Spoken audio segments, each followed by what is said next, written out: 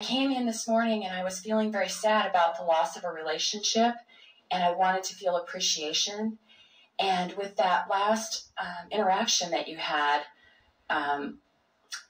it was the opportunity for me to see that it was to connect with the feeling of what I wanted rather than the person that was over there. All of that's true.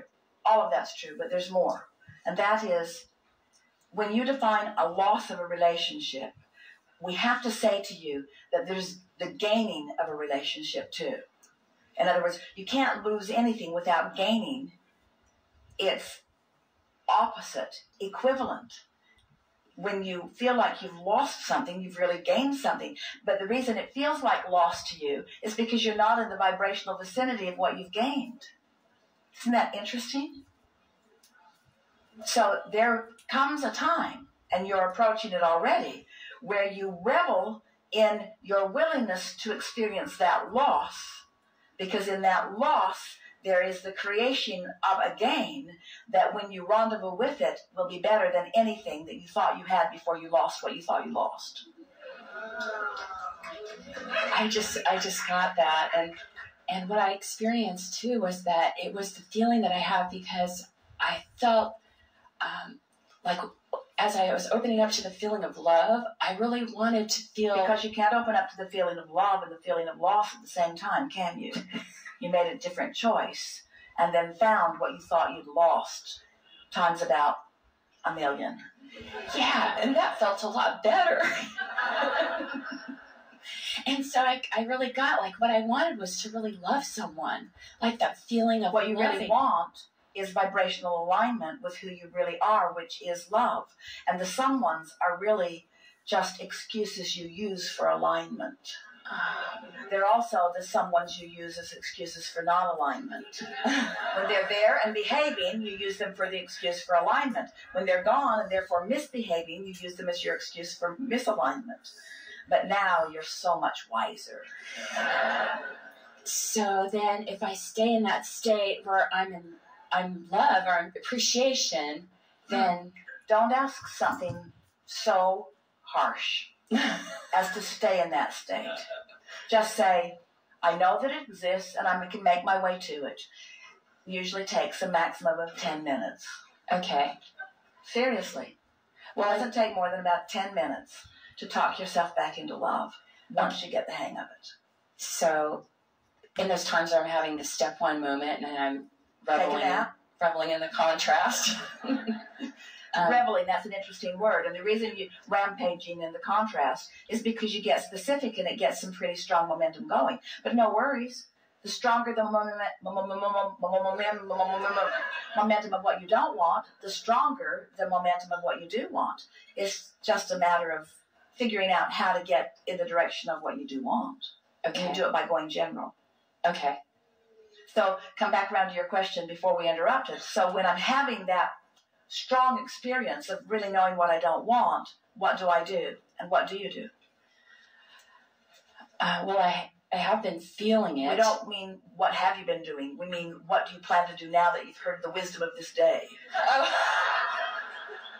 What do you do? What do you do when you feel strong negative emotion? What do you do? What is the resolution to that? I reach for something that feels better to try to feel some relief. And what is the overall explanation of that action? What is it? I'm going general. I'm softening the specifics deliberately. I'm deliberately choosing a more general way to look at this. Now, in the past, we've said to you sometimes, distract yourself. Distract yourself from it. But distraction is only a temporary solution. Going general can be a permanent solution, because as you go general often enough on enough things, you will find resonance with this feeling of well-being that will cause you to then walk around with this basis grid.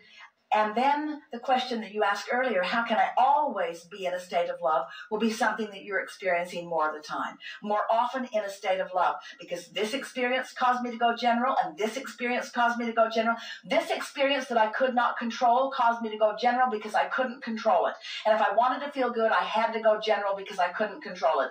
This experience caused me to go general because I couldn't control it. I had no choice if I was to feel better than to go general. This one and this one and this one and this one, this person, this thought, this memory, this desire, this experience. I went general and general and general and general all day, every day for a week or 2 or 3. I went general until I established a vibrational, emotional grid that then began to carry me. And I began announcing, I'm feeling better more of the time. The world is looking beautiful to me again. I'm happy. I'm having more fun. And then once you begin acknowledging that emotional grid is more steady within you, then the things that begin to fill it in. We don't want you ever to be wary of anything that's contrasting in your experience. We don't want you to ever say, I always want to only be in the vortex, or I always want to only feel love. We want you to say, I know what to do. I'm the molder of the clay. I've come to experience the contrast, and it's benefiting me dramatically. And I know the direction that I'm going. I know what to do. I have guidance within me. It's always on target. I know exactly what to do. If it feels good, I'm more specific. If it doesn't feel so good, I go general, and it works every single time.